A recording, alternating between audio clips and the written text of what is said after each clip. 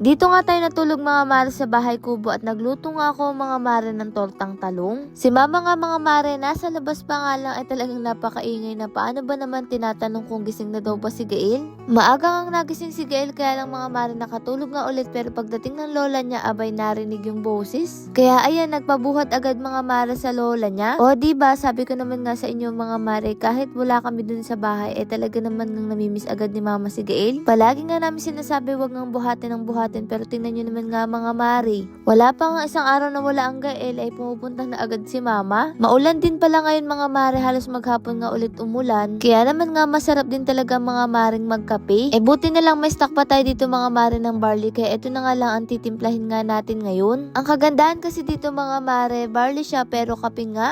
Kaya naman nga kung mahilig ka mga mare sa kape pero gusto mo yung healthy, mas maganda ang barley coffee natin. Wala naman nga siya mga mare pinagkaiba sa mga 3-in-1. Kahit nga mga mare nagkakape ka, hindi mo iisipin na magkakasakit ka. Dahil napaka-healthy nga nito mga mare dahil barley siya. Ito nga dahil maulan pa naman nga mga mare, nagkwentuhan na nga lang kami dyan saglit pagkatapos nun anasikaso ko na nga rin yung lulutuin kong talong. Ani nga rin natin itong mga mare sa ating bakuran. Si tatay nga ang kumuha nga nito. Nasasayangan naman nga ako napakadami nito. Baka masayang na naman nga mga mare kasi nung nakarang araw pa to kinuha. Dahil nga paborito to ni Gail, sabi ko ito torta ko siya mga mare. Pakukuluan ko muna nga tapos tatadtarin ko ang maliliit. Kaya habang nagtatrabaho kami sa Marie Glow mga mare, sinalang ko na nga to para pagbalik ko ay aasikasuhin ko na lang para sa pananghalian. Naghilamos na muna nga ako mga mare. Ang sabon pala natin na Marie Glow hindi siya nakapokus na sa pagpapaputi. Dahil mga mare nakapokus din to sa pimples, nakakalighten ng melasma, pekas. Tulad nga ng sabi sa feedback, nandito na lahat mga mare ng magagandang ingredients. Kagandahan pa nga lahat ng o-order mga mare ng 2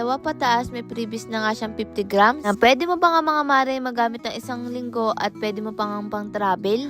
O siya mga mare, dahil nga maulan naman nga, ang ulam naman nga natin ngayon pechay na may sardinas. Kaya naman nga saan pa ba tayo kukuha mga mare kundi sa bakuran nga lang natin, kaya naman inasikaso nga agad ni Ran. Sinabihan ko na nga rin sila Ran na magtanim pa nga ng bukod sa mga pechay dahil mas maganda nga ngayon magtanim. Kaya bukas mag-aasikaso naman nga si Ran mga mare na pagtataniman nga natin ng kalabasa, patola, ampalaya, at kung ano-ano nga mga maring pwede nga natin itanim ngayon na mapapakinabangan natin at mas makakatipid tayo. Bukod pala mga mare sa pechay at sardinas, eto naman nga inasikaso ko na nga rin yung lulutuin nga nating talong. Di ko alam kung magugustuhan nga ni Gael mga mare yung patorta ng talong pero susubukan nga natin kasi naman nga masayang to. Si mama nga mga mare halos maghapon nga rin nandito dahil nga inaalagaan si Gael, talagang hindi niya kaya na wala nga si Gael sa tabi niya. Kaya naman nga mga mare ang sabi niya ay paliguan na nga daw namin kaya pinaliguan ko na nga dito. Ngayon nga napansin nga namin mga mare yung sinasabi niyo na kapag sinusundan ay parang naging toyoin. Napansin kasi namin mga mare tuwing pagising niya ng umaga totuyuin pati nga sa hapon. Kahit buhat mo na ay umiiyak pa nga siya mga mare, hindi naman nga siya ganun. Sabi rin kasi sa comment section kapag nga daw ang bata sinusundan ay nagiging maryutin. Siguro mas naglalambing nga siya ngayon mga mare, mas nagpapa-baby. Nagulat nga ako sa tiyan ko ngayon mga mare, bigla ba namang lumaki? O siya dahil nga mga mare diba magtotorta nga akong talong pero pabilog nga ito kaya naman nga saktong-sakto nga itong binili ko nga mga mare, may 4 nga na circle para nga bilog nga yung gagawin ko para mas ma-enjoy nga ni ilang pagkain. At eto mga mare, pinagsabay-sabay ko na habang nag-aasikaso ako dyan, nagisa na rin pala ako dito ng sardinas. Maya-maya naman inilagay ko na nga rin yung pechay. Kapag ayaw talaga ng anak natin kumain ng gulay, mas maganda ganito ang gawin mo, hindi nga mahalata na may gulay dahil nga may itlog at harina. Tapos mas maganda pa nga siya mga mare dahil nga pwede mo nga gawin siyang pabilog na talagang bilog na bilog. Isa talaga ako mga mare sa mga nanay hirap na hirap makabilog nga na ganito kaya bumili na nga ako. Sa una nga mga mare medyo nahirapan ako baliktarin pero ang ganda-ganda nga ng kinalabasan. Sabi ko bibili na nga lang ako tong na plastic para nga hindi to magasgasan. At eto na nga yung unang batch mga mare. Ang kagandahan pa dito ay 4-4 agad ang maluluto mo. Kaya naman nga nang maluto ay pinagtatawag na nga namin sila at eto nga't kakain na nga tayo mga mare. Sabayan nyo na nga ulit kami.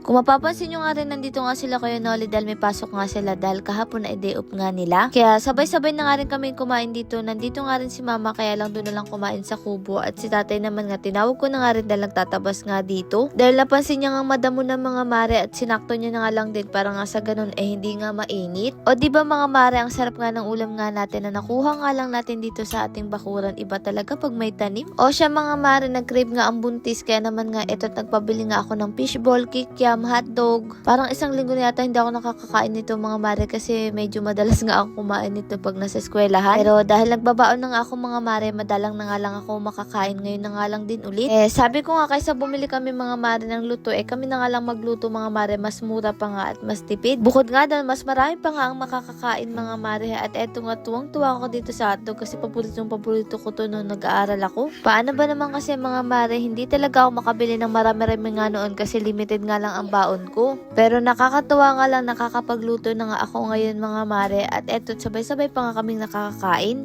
Lord, marami pong salamat sa lahat ng blessing syempre sa inyo mga mare. Paano ba yun bukas na ulit?